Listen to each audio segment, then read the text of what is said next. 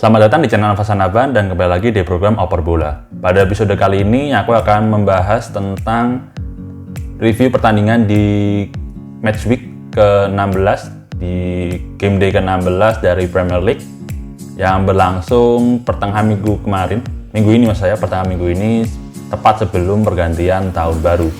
Namun sebelum itu aku mengucapkan selamat tahun baru 2021 terhadap teman-teman semuanya. Semoga di tahun baru ini kondisi segera membaik, terutama di bidang sepak bola ya, dimana nggak hanya di Indonesia tapi liga-liga di Eropa juga pertandingan terpaksa dilakukan secara tertutup ya, tanpa penonton di stadion sepi. Semoga di tahun baru ini keadaan segera membaik dan teman-teman maupun supporter yang lain bisa datang ke stadion untuk menonton tim kesayangan kalian untuk bertanding. Ya, langsung saja aku akan masuk ke pembahasan, yaitu aku akan mereview mungkin pertandingan-pertandingan yang signifikan, yang penting ya, terutama mungkin bagi tim-tim yang sedang menjadi title contender ataupun yang mengejar tiket ke zona Eropa maupun tim yang sedang berusaha untuk menghindari zona degradasi. Langsung saja di laga pertama di hari Selasa diawali dari laga Chelsea melawan Aston Villa. Aston Villa ini secara mengejutkan menjadi salah satu tim hingga pekan ke-16 ini ya, menjadi salah satu tim dengan peluang menuju ke zona Eropa yang cukup besar. Mereka memiliki one game in hand di pekan-pekan sebelumnya karena ditunda laga mereka melawat ke Stamford Bridge, ke kandang Chelsea. Aston Villa mempunyai track record yang bagus karena mereka juga habis menang dengan skor 3-0 melawan Crystal Palace dengan 10 pemain.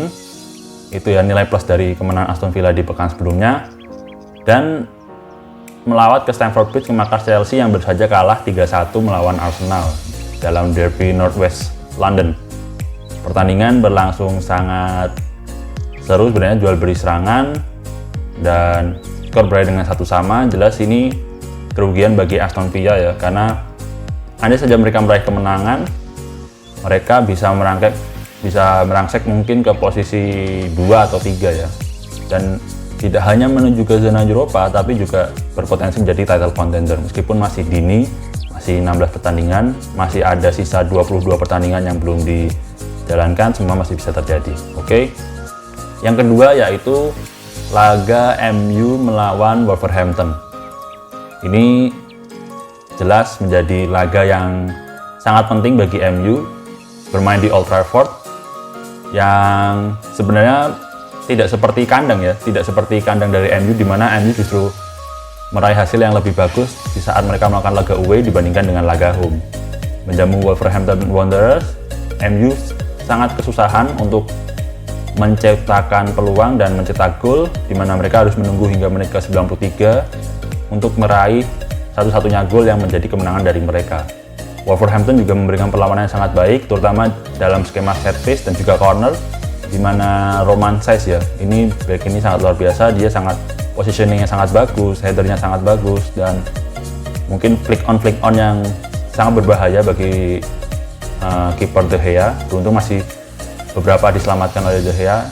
Sangat baik sekali penampilan De Gea, terutama dalam mengantisipasi skema set piece dari Wolverhampton. Skor 1-0 bertahan untuk kemenangan Manchester United, dan MU langsung naik ke peringkat kedua dengan 30 poin, dan mereka juga masih memiliki one game in hand ya, Manchester United. Jelas itu keuntungan bagi Manchester United. Keuntungan Manchester United juga dikonfirmasi semakin kuat setelah Liverpool yang berada di puncak klasemen kembali meraih hasil minor. Menurut mereka ya hasil minor karena hanya mampu meraih hasil seri 0-0 melawan Newcastle United. Ini bermain di St. James Park ya, di markas Newcastle. Liverpool lagi-lagi gagal mengkonversi peluang mereka menjadi gol, di mana banyak yang melebar, banyak yang ditepis juga oleh kiper dari Newcastle, Calderon. Terbukti dua sundulan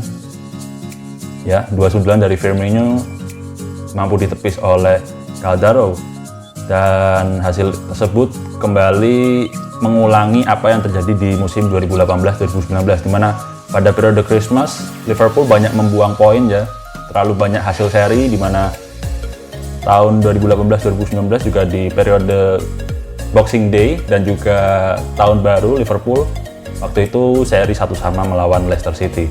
Ini jelas sebagai pengingat bagi Liverpool karena ada kemungkinan bahwa Liverpool jika terus bermain seri dan membuang poin di laga-laga yang sebenarnya bisa mereka menangkan ya, bukan laga melawan Big Six, bisa jadi mereka akan terselip oleh tim-tim yang lebih konsisten meraih kemenangan. Dan kemudian yang terakhir aku akan menyoroti laga antara Brighton melawan Arsenal. Bermain di Amex Stadium, markas dari Brighton, Arsenal punya rekor buruk ya di kandang Brighton, di mana mereka belum pernah menang di kandang Brighton semenjak Brighton promosi di musim 2017-2018. Bermain di Amex Stadium jelas memberikan rasa trauma bagi Arsenal, di mana terakhir kali Arsenal bermain di kandang Brighton mereka kalah 2-1, di mana Bernd Leno cedera hingga akhir musim karena Neil Maupay, dan kebobolan di menit ke-95 juga oleh Neil Maupay. Namun laga di tengah pekan kemarin ya berlangsung berbeda, di mana Arsenal kembali menurunkan skuad terbaik mereka. Aubameyang masuk, kali ini Lacazette yang datang dari bangku cadangan dan mencetak gol di menit ke-66 memastikan Arsenal memenangi laga untuk pertama kalinya di kandang Brighton di musim ini ya dengan skor 1-0. Dua kemenangan beruntun dari Arsenal jelas mengangkat moral dari Arsenal. Arsenal perlahan naik ke papan tengah klasemen, menjadi zona degradasi, dan mereka berada di posisi ke-13 ataupun 12 ya. Saya lupa ingat. Oke, dan yang harus digarisbawahi adalah pembatalan atau penundaan dua laga di matchday kali ini ke matchday 16, di mana ada Everton versus Manchester City yang ditunda dan juga Tottenham melawan Fulham. Pada laga Everton melawan Manchester City, laga tersebut dibatalkan karena kalau menurut berita yang saya baca sekitar 6 orang yang berangkat yang menjadi perangkat pertandingan dari Manchester City, baik itu pemain dan juga staf, diketahui positif mengidap COVID-19, di mana kasus COVID-19 yang terjadi di Inggris ini kembali merebak, apalagi desas-desusnya ada mutasi gen baru dari COVID-19 yang berasal dari Inggris, di mana sejumlah laga terpaksa dibatalkan ataupun ditunda karena pandemi yang kembali merebak di Inggris.